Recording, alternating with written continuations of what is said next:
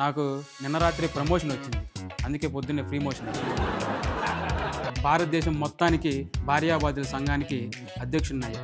అదే నా ప్రమోషన్. అసలు ఈ భార్యాబాధితుల సంఘం పెట్టడానికి వెనక హిస్టరీకి ఉన్నంత చరిత్ర ఉంది, మామూలు చరిత్ర లేదే. అసలు ఉద్యమాలు ఎందుకు మొదలు పెట్టారంటే ఈ సమాజం మగవాళ్ళ పట్ల చూపించే వివక్ష వల్ల ఉద్యమాలు మొదలు పెట్టాల్సి వచ్చింది. సో చిన్నప్పుడు నేను నా గర్ల్ ఫ్రెండ్ స్కూల్కి సైకిల్ వేసుకొని పోతుంటే నా సైకిల్ చైన్ పడింది, ఎవడూ రాలా. ఆ అమ్మాయి సైకిల్ చైన్ పడింది, 10 మంది వచ్చారు భయ్య. క్లాసులో కానీ కాలేజీలో కానీ అందరికంటే నేనే ఫస్ట్ వచ్చేవాడిని, ఎందుకంటే 9ంటికి కాలేజీ 8ంటికి వెళ్ళేవాడిని. సో నాకు చిన్నప్పటి నుంచి ఒక పెద్ద గండం ఉంది భయ్య, పని చేస్తే పైకి పోతావు అని చిన్నప్పుడే పెద్దాపురం నుంచి మా పెద్దమ్మ నా చేయి చూసి చెప్పింది. అప్పటి నుంచి నేను ఏ పని చేసేవాడిని కాదు, చేసేవాడిని కూడా చెడగొట్టేవాడిని. మా నాన్న ఏం చేశాడు, మంచి ఉద్యోగం ఉన్న అమ్మాయిని ఇచ్చి నాకు పెళ్లి చేశాడు. వారం రోజులు బ్రహ్మాండంగా ఉంది. ఆ తర్వాత 8వ రోజే స్టార్ట్ అయింది భయ్య, నేను ఆఫీస్కి వెళ్ళి పని చేస్తాను, నువ్వు ఇంట్లో ఏం చేస్తున్నావు? మా నాకు పని గంట పని చేస్తే నువ్వు పైకి పోతావా, నీ కుస్తల దాడి దిగిపోద్దన్న. అమ్మాయి మాటల్లా 8వ నుంచి మొదలు పెట్టింది భయ్య.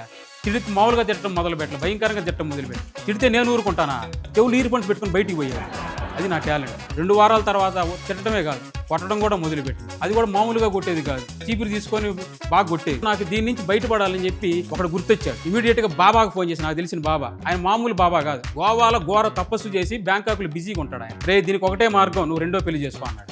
ఆ రోజు సాయంత్రానికి పెళ్లి సెట్ అయింది. మంచి అమావాస్య రోజు చూసి ఇద్దరం పెళ్లి చేసుకున్నాం. ఈసారి ఇద్దరు మామూలుగా కొట్టేవాళ్ళు కాదు.